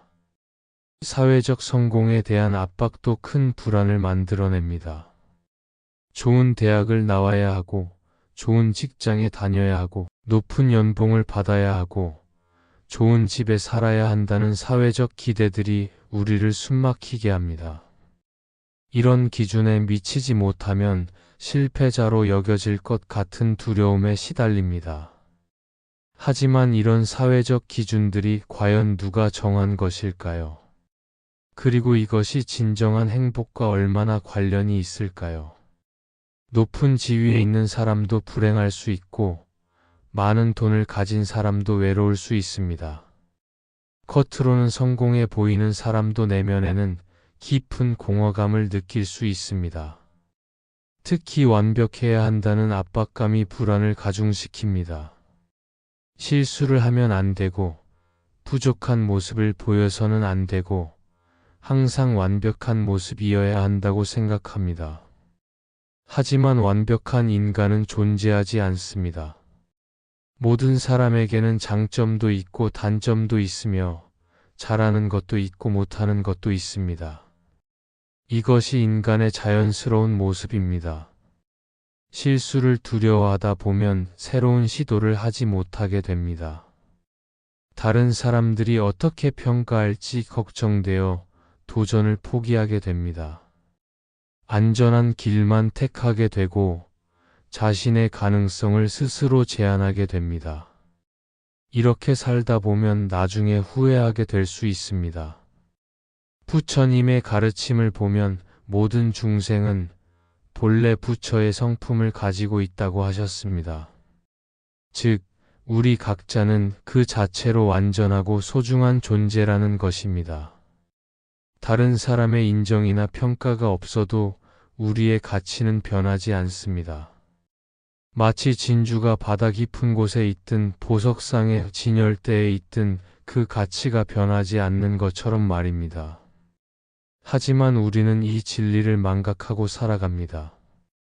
다른 사람의 눈에 비친 자신의 모습이 진짜 자신이라고 착각합니다. 거울에 비친 모습을 보고 그것이 자신이라고 생각하는 것처럼 타인의 평가를 통해서만 자신을 바라보게 됩니다. 연기법의 관점에서 보면 다른 사람의 평가나 시선도 무상한 것입니다. 사람의 마음은 계속 변하고 상황에 따라 같은 사람도 다르게 평가할 수 있습니다. 오늘 좋게 평가받았다고 해서 내일도 그럴 것이라는 보장은 없습니다. 반대로 오늘 부정적으로 평가받았다고 해서 그것이 영원한 것도 아닙니다. 그렇다면 이렇게 변화무쌍한 것에 자신의 행복과 평안을 맡기는 것이 과연 지혜로운 일일까요? 마치 파도 위에 집을 짓는 것처럼 불안정한 기반 위에 자신의 삶을 세우는 것은 아닐까요? 타인의 시선에서 벗어나는 것이 무책임하거나 이기적인 것은 아닙니다. 오히려 진정한 자신을 찾고 자신의 가치를 인정할 때 다른 사람들과도 더 진실한 관계를 맺을 수 있습니다. 가면을 쓰고 있을 때보다 솔직한 모습을 보여줄 때 더 깊은 유대감을 형성할 수 있습니다. 자신을 있는 그대로 받아들이는 것부터 시작해야 합니다. 완벽하지 않아도 괜찮고 다른 사람만큼 잘하지 못해도 괜찮습니다. 자신만의 속도가 있고 자신만의 길이 있다는 것을 인정해야 합니다. 남과 다르다고 해서 틀린 것이 아니라 독특한 것입니다. 명상을 통해 자신의 내면을 들여다보는 시간을 가져보는 것도 좋습니다. 조용한 곳에서 눈을 감고 자신의 호흡을 관찰하면서 마음속에 떠오르는 생각들을 바라봅니다. 다른 사람의 평가에 대한 걱정이나 두려움이 올라올 때 그것을 판단하지 말고 그저 관찰만 합니다. 구름이 지나가듯 생각들도 지나간다는 것을 느껴봅니다. 일상에서도 작은 것부터 자신의 선택을 존중하는 연습을 해봅니다. 옷을 고를 때 다른 사람이 어떻게 생각할지 보다는 자신이 편하고 좋아하는 것을 선택해 봅니다. 음식을 주문할 때도 남들이 시키는 것을 따라 하지 말고 자신이 정말 먹고 싶은 것을 선택해 봅니다. 의견을 표현할 때도 용기를 내어 봅니다. 처음에는 두려울 수 있지만 자신의 진실한 생각을 말하는 연습을 해봅니다. 모든 사람이 동의하지 않을 수도 있지만 그것이 자연스러운 일입니다. 100명이 100명 다 같은 생각을 할 수는 없는 것입니다. 실수를 했을 때도 자책하지 말고 배움의 기회로 여겨봅니다. 완벽한 사람은 없고 실수를 통해 성장할 수 있습니다. 다른 사람들도 자신만큼 실수를 하며 살아가고 있다는 것을 기억합니다. 비교하는 마음이 일어날 때는 그 마음을 알아차리고 자신만의 고유함에 집중해 봅니다. 각자가 서로 다른 조건에서 태어나고 서로 다른 환경에서 자라났으며 서로 다른 길을 걸어왔습니다. 비교 자체가 무의미한 것입니다. 다른 사람의 성공을 보며 질투심이 일어날 때는 그것을 축복하는 마음으로 바꿔봅니다. 그들의 행복을 함께 기뻐하고 자신도 언젠가는 자신만의 방식으로 꽃을 피울 것이라는 믿음을 가져봅니다. 사회적 기준에서 벗어나는 것도 중요합니다. 성공의 정의를 자신만의 기준으로 새롭게 세워봅니다. 돈이나 지위가 아니라 내면의 평화, 진정한 관계, 의미 있는 1등을 기준으로 삼을 수 있습니다. 혼자만의 시간도 소중히 여겨봅니다.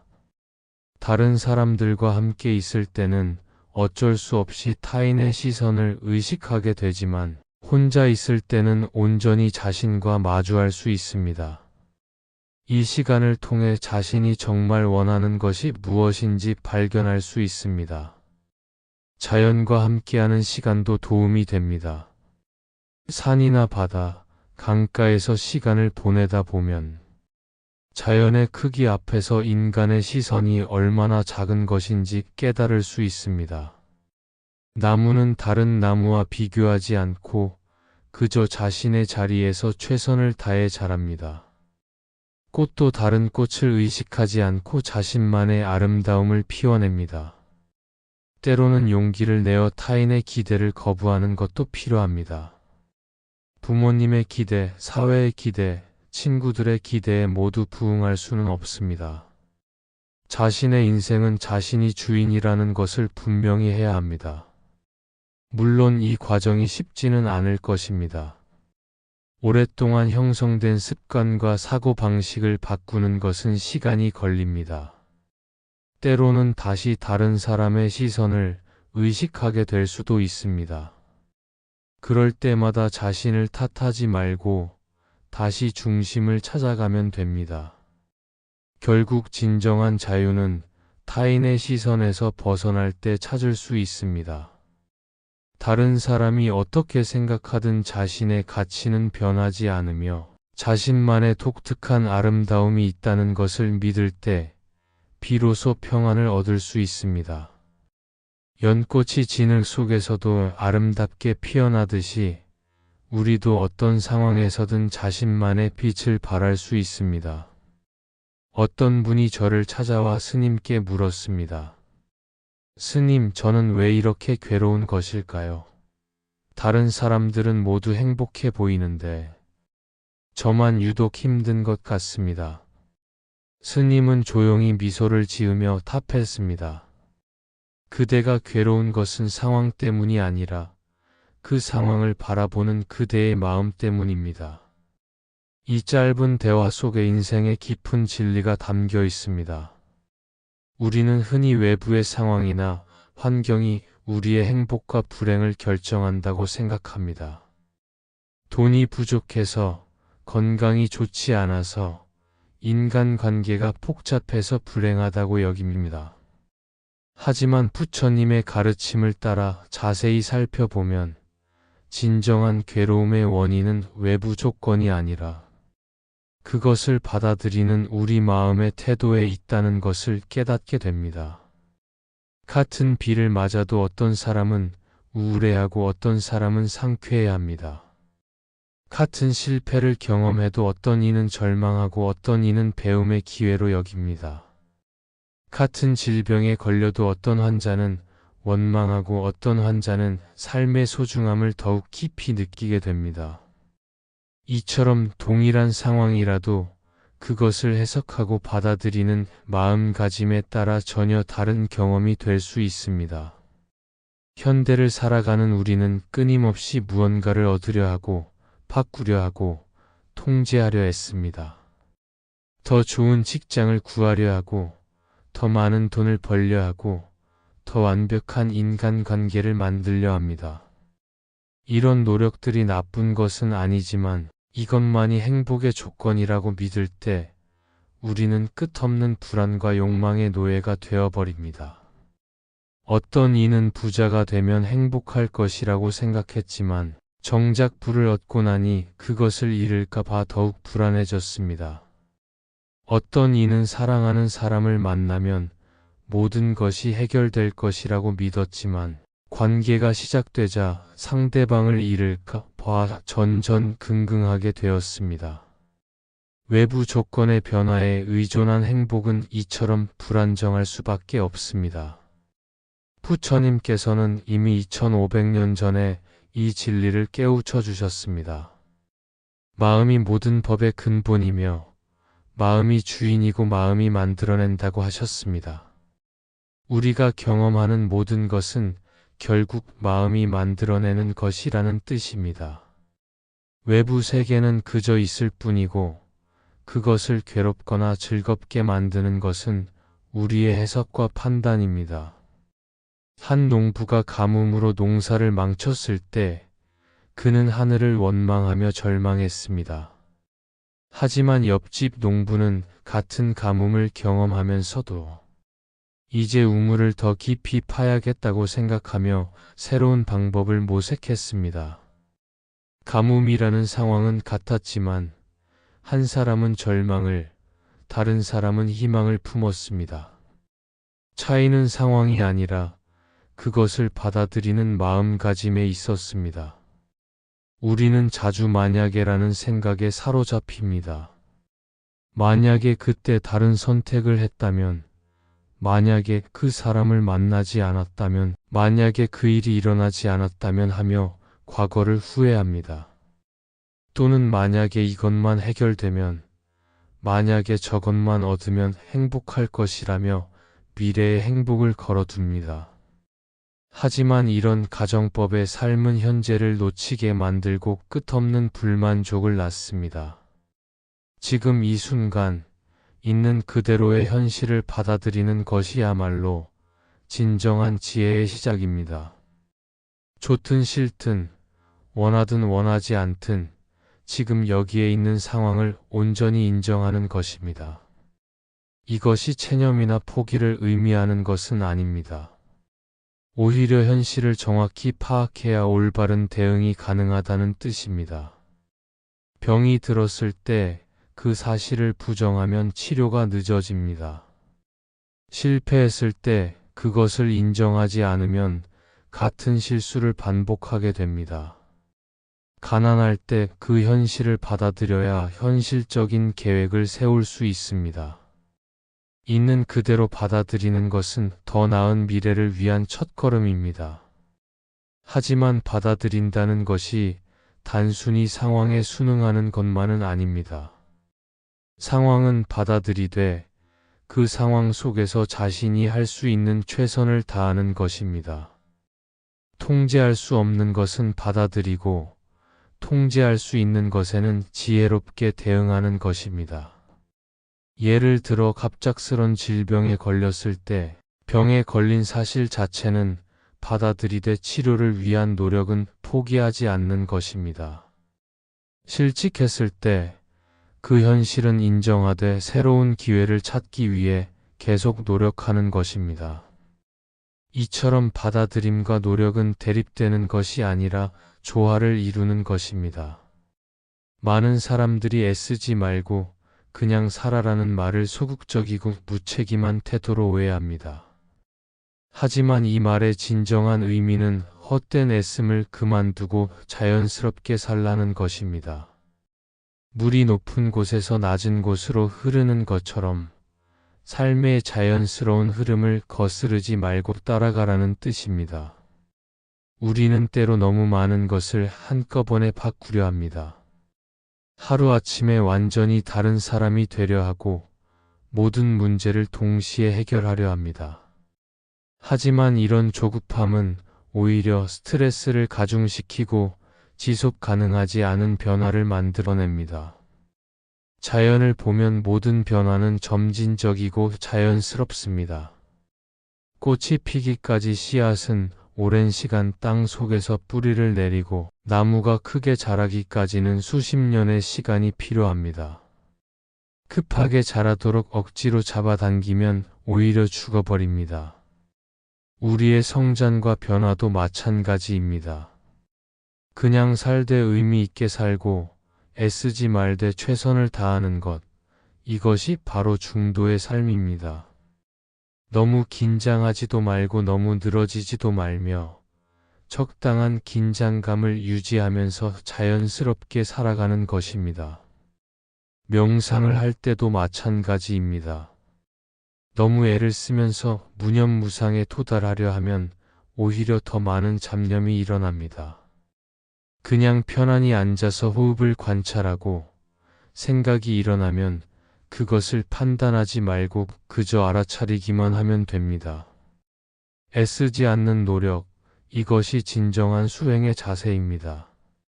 인간관계에서도 마찬가지입니다. 상대방을 내 마음에 들도록 바꾸려 애쓰지 말고 그 사람에 있는 그대로의 모습을 받아들이려 노력해야 합니다. 모든 사람에게 사랑받으려 애쓰지 말고 진정한 자신의 모습을 보여주며 자연스럽게 관계를 맺어나가면 됩니다. 일에서도 최선을 다하되 결과에 집착하지 않는 것이 중요합니다. 농부가 씨를 뿌리고 물을 주며 정성을 다하지만 언제 싹이 트고 얼마나 클지는 자연에 맡기는 것과 같습니다.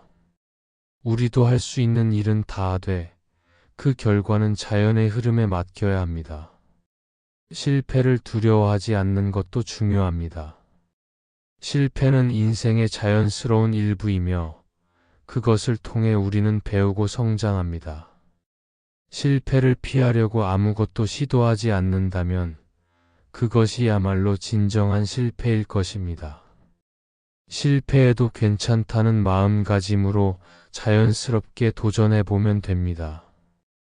돈에 대해서도 마찬가지입니다. 돈이 많으면 좋겠지만 그것이 없다고 해서 불행한 것은 아닙니다. 현재 가진 것으로 만족하며 살되 더 나은 생활을 위한 노력은 계속하면 됩니다. 돈을 벌기 위해 자신의 건강이나 가족을 희생하는 것은 지혜롭지 못합니다. 건강에 대해서도 같은 원리가 적용됩니다.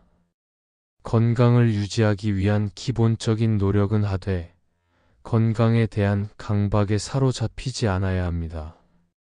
나이가 들면서 체력이 떨어지는 것은 자연스러운 일이며 질병이 생기는 것도 인간의 숙명입니다. 이를 받아들이되 치료와 관리에는 최선을 다하면 됩니다.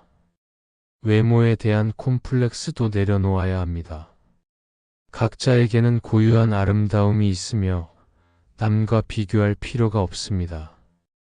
자신의 외모를 있는 그대로 받아들이되 건강하고 단정한 모습을 유지하기 위한 노력은 계속하면 됩니다. 나이 듦에 대한 두려움도 놓아버려야 합니다. 젊음도 아름답지만 나이 든 모습에도 고유한 매력이 있습니다. 주름과 백발은 살아온 세월의 흔적이며 그 속에는 경험과 지혜가 담겨 있습니다. 나이를 먹는 것을 자연스럽게 받아들이며 각 연령대의 아름다움을 발견해야 합니다. 죽음에 대한 두려움도 마찬가지입니다. 모든 생명체는 태어나면 언젠가는 죽게 되어 있습니다. 이것은 피할 수 없는 자연의 법칙입니다. 죽음을 두려워하며 살기보다는 지금 이 순간을 충실히 살아가는 것이 더 의미 있습니다. 과거에 대한 후회나 미래에 대한 걱정도 내려놓아야 합니다. 과거는 이미 지나간 것이고 미래는 아직 오지 않은 것입니다. 우리가 살아갈 수 있는 시간은 오직 지금 이 순간뿐입니다. 현재에 집중하며 살아갈 때 진정한 평안을 느낄 수 있습니다. 완벽하려 애쓰지 말고 자연스러운 자신의 모습을 받아들여야 합니다. 실수도 하고 부족한 면도 있는 것이 인간입니다. 이런 불완전함도 아름다운 것이며 그 덕분에 계속 성장할 수 있습니다. 남들과 비교하며 경쟁하려 애쓰지 말고 자신만의 속도로 살아가면 됩니다. 각자의 인생에는 각자의 시간표가 있습니다. 남보다 늦어도 남보다 못해도 괜찮습니다. 중요한 것은 자신이 걸어가고 있는 길에서 최선을 다하는 것입니다. 모든 사람에게 사랑받으려 애쓰지 말고 진정한 자신을 보여주며 살아가면 됩니다. 어차피 모든 사람을 만족시킬 수는 없습니다. 자신을 진정으로 이해하고 받아들여주는 사람들과 깊은 관계를 맺는 것이 더 의미 있습니다. 이 모든 것을 종합해보면 결국 행복과 평안은 외부에서 찾는 것이 아니라 내면에서 발견하는 것입니다. 상황을 바꾸려 애쓰기보다는 그 상황을 받아들이는 마음을 기르는 것이 더 중요합니다. 있는 그대로의 현실을 인정하고 그 속에서 감사할 것을 찾으며 자연스럽게 살아갈 때 비로소 진정한 자유와 평화를 맛볼 수 있습니다. 부처님께서 보리수 나무 아래에서 깨달으신 것도 결국 이런 단순한 진리였습니다. 모든 것은 변화하고 모든 것은 조건에 따라 일어나며 집착하지 않을 때 자유로울 수 있다는 것을 깨달으셨습니다. 이 가르침을 우리 삶에 적용할 때 억지로 무언가를 만들어내려 애쓰지 않아도 자연스럽게 평안이 찾아옵니다. 그러므로 오늘부터는 조금 더 여유를 가지고 살아보시기 바랍니다. 모든 것을 완벽하게 통제하려 하지 말고 삶의 흐름에 자신을 맡겨 보십시오. 애쓰지 말고 그냥 살되 최선은 다하십시오. 있는 그대로를 받아들이되 성장은 게을리하지 마십시오. 이런 중도의 삶을 살아갈 때 우리는 비로소 진정한 행복과 평안을 경험할 수 있을 것입니다. 구독 누르고 함께 마음 공부합시다. 오늘 하루도 수고 많으셨습니다.